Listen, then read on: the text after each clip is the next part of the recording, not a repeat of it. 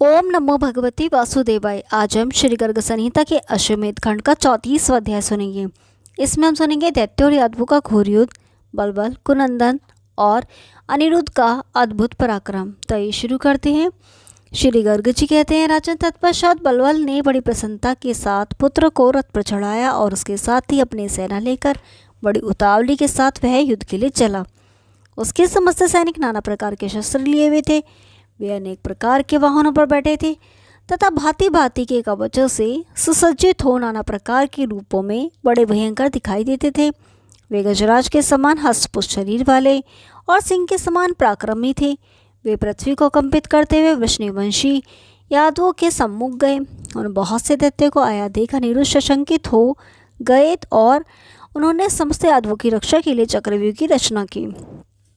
चारों ओर से शूरवीर यादव सब प्रकार के अस्त्र शस्त्र लिए हाथी, घोड़े और रथों द्वारा खड़े होकर बड़ी शोभा पाने लगे। राजन, उनके मध्य भाग में इंद्रनील आदि राजा खड़े हुए। उनके बीच में अक्रूर और कृतवर्मा आदि अच्छे वीर स्थित हुए। राजेंद्र, उनके बीच में गद आदि श्री कृष्ण के भाई विराजित हुए। उनके मध्य भाग में सांब और दीप्तिमान आदि महान वीर खड़े हुए। पृथ्वीनाथ इस प्रकार चक्रव्यूह बनाकर उसके मध्य में प्रद्युम्न कुमार अनिरुद्ध कवच धारण करके खड़े हुए।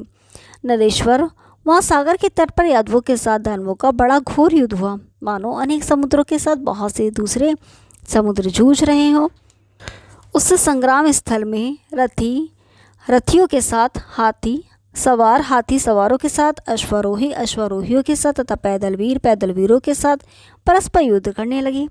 राजन, तीखे बाणों, ढाल, तलवारों, गदाओं, रिष्टियों, पाशों, फरसों, शतघ्नियों और भुशुंडियों द्वारा यादव वीर बलबल के सैनिकों को वध करने लगे। उनकी मार खाकर भयभीत हो वे सब के सब अपना अपना रणस्थल छोड़कर भाग गए। सैनिकों के पैरों से उड़ी हुई बहुत सी धूल राशि ने आकाश और सूर्य को ढक दिया। सब और अंधकार छा गया और उस अंधेरे में समस्त महादैत्य युद्ध से पीठ दिखाकर पलायन करने लगे। यादवों के सहायकों से घायल होकर उन असुरों में से कितने ही कुएं में गिर गए, कई औंधे मुंह होकर गड्ढे में गिर पड़े और कितने ही पोखरों और बावली में डूब गए। अपनी सेना में भगदड़ मची देख बलबल रोष से भर गया और चारों मंत्री कुमारों तथा अपने पुत्र के साथ यादवों का सामना करने के लिए आया। उस महासमर में बलबल के साथ अनिरुद्ध, दुर्नेत्र के साथ बृहदबाहु, दुर्मुख के साथ बलवान अरुण, दुस्वभाव के साथ न्यग्रोध, दुर्मुद के साथ कवि तथा कुनंदन के साथ श्री कृष्ण पुत्र सुनंदन युद्ध करने लगे। राजेंद्र, इस प्रकार वहाँ देवताओं को भी विस्मय में डाल देने वाला संग्राम छिड़ गया। कार्तिक मास के संपूर्ण दिन वहाँ युद्ध में भी वे व्यतीत हो गए। राजन, बारंबार अपना धनुष टंकारते हुए बलबल ने कुपित हो रणभूमि में इंद्रनील को 3 और हेमांग को 6 बाण मारे। अनिशल्भ को 10, अक्रूर को 10, गदय को 12, युयुधान को 5, कृतवर्मा को 5, उद्धव को 10 और अनिरुद्ध को 100 बाणों द्वारा संग्राम में उस असुर ने घायल कर दिया। उसके बाणों के आघात से रथों सहित वे सभी वीर 2 घड़ी तक चक्कर काटते रहे। रणभूमि में उनके घोड़े मर गए तथा रथ चूर चूर हो गए। मानद निशेष उसके हाथ की फुर्ती देखकर अनिरुद्ध आदि समस्त यादव चकित हो गए। फिर वे सब के सब दूसरे रथों पर आरूढ़ हुए। राजन, उधर बलबल भी दूसरे वीरों को देखने के लिए चला। तब क्रोध से लाल आंखें किए अनिरुद्ध ने कहा, ओ दैत्य, मेरे सामने खड़ा रहे, पराक्रम दिखाकर तू कहाँ जाएगा? मेरे तीखे बाणों को भी देख ले। अनिरुद्ध की बात सुनकर दैत्य युवराज कुनंदन बलबल के देखते देखते शीघ्र ही बोल उठा। राजपुत्र ने कहा, प्रद्युम्न नंदन, रणभूमि में दैत्यराज को देखने की योग्यता तुम में नहीं है, इसलिए पहले इस युद्ध स्थल में तुम मेरा बल देख लो। अनिरुद्ध बोले, दैत्य कुमार, तू अभी बालक है, युद्ध करने की योग्यता नहीं रखता है, अतः अपने घर जाकर कृत्रिम खिलौनों से खेल। राजकुमार ने कहा, आज तुम यहाँ बड़े बड़े वीरों के साथ मुझ बालक का खेल देखो, यदि घर जाकर खेलूंगा तो वहाँ कोई नहीं देखेगा। ऐसा कहकर कुनंदन ने अपने प्रचंड को दंड पर 100 सहायक रखे और उनके द्वारा अपना बल दिखाते हुए उसने रथ पर बैठे हुए अनिरुद्ध को घायल कर दिया। उन बाणों के आघात से सारथी, घोड़े तथा रथ के साथ वे स्वयं भी आकाश मार्ग से चक्कर काटते हुए कपिलाश्रम में जा गिरे। अनिरुद्ध के चले जाने पर तत्काल हाहाकार मच गया। तब रणस्थल में कुपित हुए सांब आदि यादव उस दैत्य कुमार को मारने के लिए आए। और बहुसंख्यक योद्धाओं को आया देख युवराज को बड़ा हर्ष हुआ।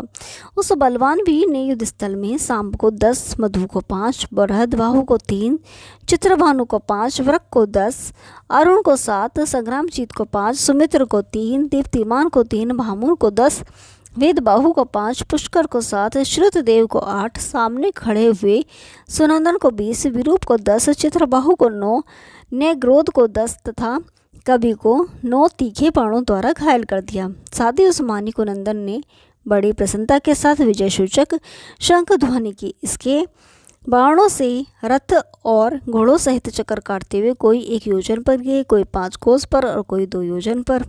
नृपश्रेष्ठ उस समय यादव सेना में हाहाकार होने लगा।